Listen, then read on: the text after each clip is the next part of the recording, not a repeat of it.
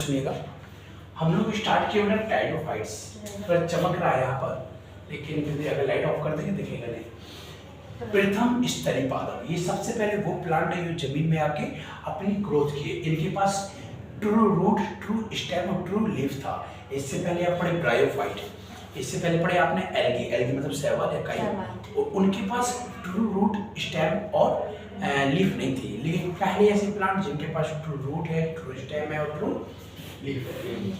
तीसरा पॉइंट है, पहली बार समानुदक, समानुदक बोलते हैं वेस्कुलर बंडल, और वेस्कुलर बंडल में आता है जाइलम और फ्लोएम। पहली बार जाइलम और फ्लोएम डेवलप हुआ। इसको याद करना पॉइंट। पत्ती को हमने दो क्लास में डिवाइड कर दिया। पहला प्रकाश संश्लेषी, दूसरी स्पोरोफिल, बीजाणुपाणी। प्रकाश संश्लेषण मतलब जो अपना खाना खुद बनाए सनलाइट से, जो सोलर एनर्जी यानी कि जो सूर्य की ऊर्जा को कन्वर्ट करके ग्लूकोज बना ले। ये दो प्रकार की होती हैं, लघुपर्ण मतलब छोटी पत्तियां और दीर्घपर्ण बड़ी पत्तियां। लघुपर्ण में आप पढ़ते हैं उदाहरण पहला और दूसरा, चार उदाहरण दिए एनसीईआरटी में। पहले दूसरे में आप पढ़ेंगे सेलेजिनेला और इक्विसिटम। इक्विसिटम को हॉर्स टाइल भी कहेंगे।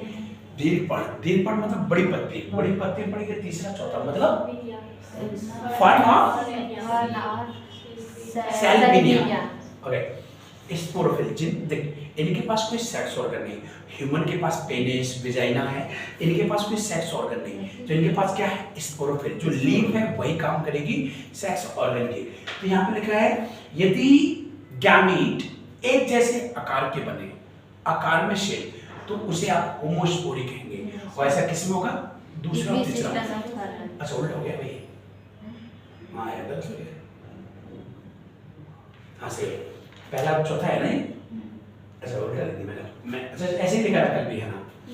ओके, होमोस्पोरी है इक्विसिटम और फर्न, और हेटेरोस्पोरी है सेलेजिनेला एवोसेलिया। यानी कि पहला वाला उदाहरण और चौथा वाला, इसको याद करेंगे आप। अब इतना लिखा है एनसीईआरटी में कि टाइडोफाइट नम स्थानों में उगते हैं, नमी वाले, नमी मतलब गीले स्थान पर। ये भी लिखा है ये सैंडी सॉइल यानी कि रेतीली मिट्टी में भी उगते हैं। इतना याद रखोगे। तीसरा और आखिरी पॉइंट बता रहा हूँ इसका, जो याद करना है आपको कि ये इनका उपयोग मेडिसिनल यानी कि औषधि पादप के रूप में करते हैं। ये औषधि वाले पादप है। और एक और लिखा था उसमें ऑर्नामेंटल, सजावटी पादप के रूप में इनका प्रयोग करते हैं। सजावटी पादप जैसे आप किसी मॉल में जाते हैं, मॉल के बाहर जो प्लांट लगे होते हैं, सजे होते हैं, वो सब के सब टाइडोफाइट्स होते हैं। क्लियर ना? अब उसके आगे हम लोग कुछ और समझ लेते हैं जो इम्पोर्टेंट है। ठीक है, बीजाणुधानी कह सकते हैं। सही है। जब लघुपर्ण आपस में संघन संरचना बनाते, इसे शंकु या कोन या स्ट्रोबिलस लिखा है। अब मैंने जीवन चक्र, समबीजाणु या होमोस्पोरी का बताया। पहला डायग्राम है ये सेलेजिनेला का बना हुआ। ये होमोस्पोरी है कि नहीं? ये होमोस्पोरी का हो गया। क्लियर ना? अब मैंने एक यहाँ पर देखो एक कोन जैसी स्ट्रक्चर बनी है आपकी बुक में, बनाया डायग्राम में। उस कोन्स को मैंने बाहर बना दिया। इसका नाम है बीजाणुपर्णी या स्पोरोफिल और 2n यानी कि डिप्लॉइड। लगभग सारी चीजें इसकी डिप्लॉइड होती हैं। कैसी होती है बेटा? ये डिप्लॉइड। पूरा प्लांट बॉडी डिप्लॉइड, ये भी डिप्लॉइड। अब मैंने इसको सिर्फ इसका स्टडी करना है मेरे को। अब मैं सिर्फ इसका स्टडी करूंगा। इसको कहते हैं बीजाणुधानी। क्या बोलेंगे? बीजाणुधानी यानी कि स्पॉन्जिया, जो कि 2n है। इसी के अंदर ये छोटे छोटे ऐसे स्ट्रक्चर आपको दिखेंगे, और इस गोल गोल स्ट्रक्चर को कहते हैं मदर सेल। क्या बोलेंगे? Spore mother cell. मात्र बीजाणुधानी, मात्र बीजाणुधानी यानी स्पोर मदर सेल। किसको कहा मदर सेल? ये जो गोल गोल स्ट्रक्चर आपको दिखाई दे रही है, ये है स्पोर मदर सेल, जो कि कैसी है बेटा? 2n है। इतना समझ आ गया ना?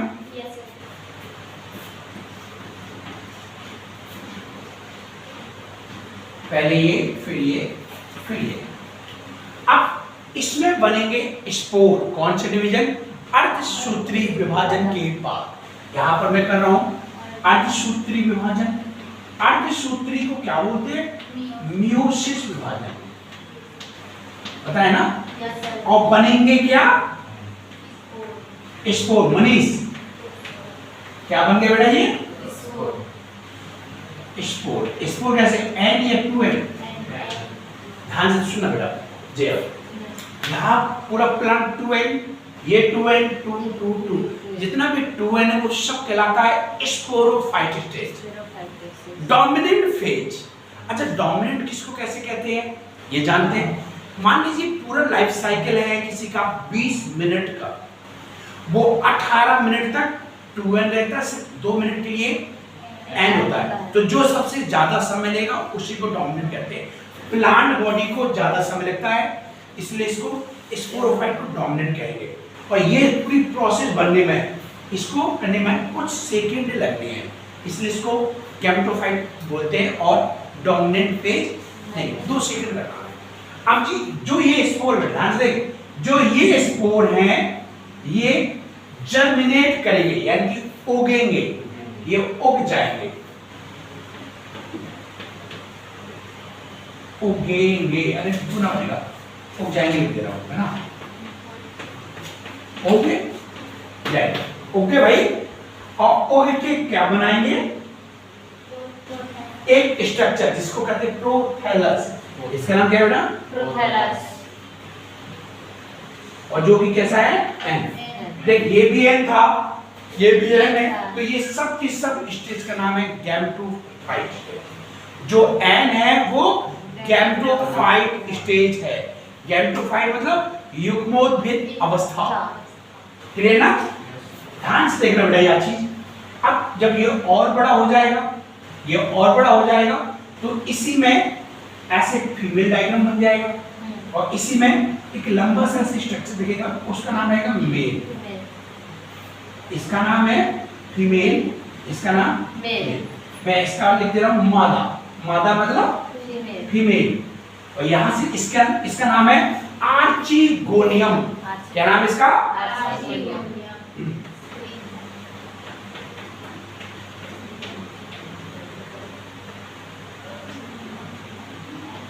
और आर्चिगोनियम से क्या बनेगा? अंडा। अंडा को कहते हैं अंडा। और मेल को क्या बोलेंगे बेटा? मेल से एंथ्रीडियम, अंग्रेजी में लिख दिया, ठीक है? और इससे बनेंगे मेल गैमीट, जिसको कहते हैं एंथ्रोजॉइड। एंथ्रोजॉइड्स।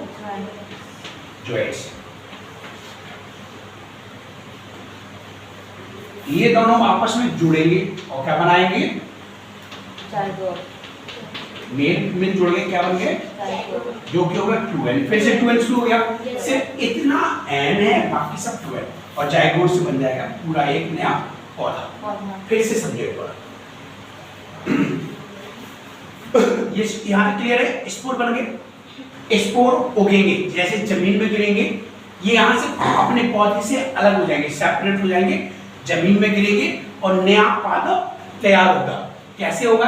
ध्यान से देखो बेटा। ये मैंने एक स्ट्रक्चर बनाई है, ऐसे बना दे रहा हूं, थोड़ा देखिए। इसका नाम है प्रोथैलस। इसी में ये खुला हुआ माउथ दिख रहा है, इसको कहते हैं फीमेल। और ये लंबा लंबा मेल, ये मेल का सेक्स ऑर्गन है, ये फीमेल का खुला हुआ सेक्स ऑर्गन। यहां से निकलेंगे एंथ्रोजॉइड। एंथ्रोजॉइड मतलब गैमीट, मेल गैमेटोफाइट।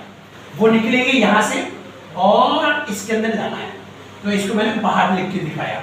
होगा सब इसी के अंदर, ये कंडीशन, लेकिन यहां से निकलेंगे, इसमें घुस जाएंगे। इसके अंदर होता है एक अंडाणु, ये मैंने लिखा। और जैसे यहां से मेल जाएगा अंडाणु में, तो बनेगा ये बन जाएगा जाइगोट। अब ये जाइगोट पूरा उगेगा और नया प्लांट बना देगा। ये हो गया होमोस्पोरी का लाइफ साइकिल। इसको नोट कर लीजिए, ओके? समझिएगा इस बात को कि जितने भी आपने मॉल के बाहर प्लांट देखे हैं, उनमें ऊपर से पानी क्यों डालते हैं? समझना, मैं शुरुआत से समझा रहा हूं। मैंने एक बीजाणुपूर्ण बना दिया, यानी कि हेटेरोस्पोरी में पहला और चौथा एग्जाम्पल है। पहले के नाम है सेलेजिनेला, चौथे का नाम है साल्विनिया। इसमें जो लघु मात्र बीजाणुधानी उससे एंथ्रोजॉइट यानी कि मेल गैमीट, और जो बड़ा बड़ा साइज का बनेगा मादा युग्मक या अंडाणु कहेंगे। ये कहीं अलग नहीं गिरेंगी, ये भी अलग नहीं गिरेंगी, लेकिन हाँ मेल वाले तो अलग होंगे। जब आप प्लांट में पत्तियों में पानी डालते हो तो यहां से स्पोर गिर के नीचे आते हैं, नर से निकल के मादा में जाएंगे, तीनों के पास किसी न किसी में चला जाएगा। और इनमें होगा आर्चिगोनियम और ये उसी में जाके जाइगोट बनाएगा। और जो आप होमोस्पोरी पढ़े थे उसमें जमीन में ही प्रोथैलस बन रहा था, इसमें इसी में जुड़ा रहता है। मात्र कोशिका अलग नहीं होती है, वो जुड़े रहेगी अपने पेरेंट बॉडी से। यहां तक क्लियर? ध्यान सुनो, ध्यान से सुनना। अब आपको लिखना क्या है, मैं यहाँ पर एरो लगा के लिख दे रहा हूं। एंथ्रोजॉइट किसके पास जाएगा? अंडाणु के पास। और अंडाणु से क्या बनेगा? बनेगा जाइगोट। जाइगोट अब कैसा हो गया? ट्वेल। अब very very most important line लिखने वाला हूं, ध्यान से सुनना। अरे सर बड़ा रहेगा, ध्यान से देखिएगा। जो एंथ्रोजॉइट है वो अंडाणु के पास जाएगा और बनाएगा जाइगोट। वो वेरी मोस्ट इंपॉर्टेंट लाइन क्या थी, देखिएगा कि ये इसमें रिटेन रहता है। एनसीईआरटी लिख रहा है कि क्या लिख रहा है NCERT? Written with parent body. Written मतलब जुड़ा रहता है। कौन? अंडाणु यानी कि जाइगोट रिटेन, अंग्रेजी लिखूंगा इसको, written with parent body. Parent मतलब अपने प्लांट के साथ जुड़ा रहेगा। ये पहली बार ऐसा हुआ और इसके लिए एनसीईआरटी लिख रहा है दिस हैबिट, ऐसे जुड़ा, this habit is increase the seed habit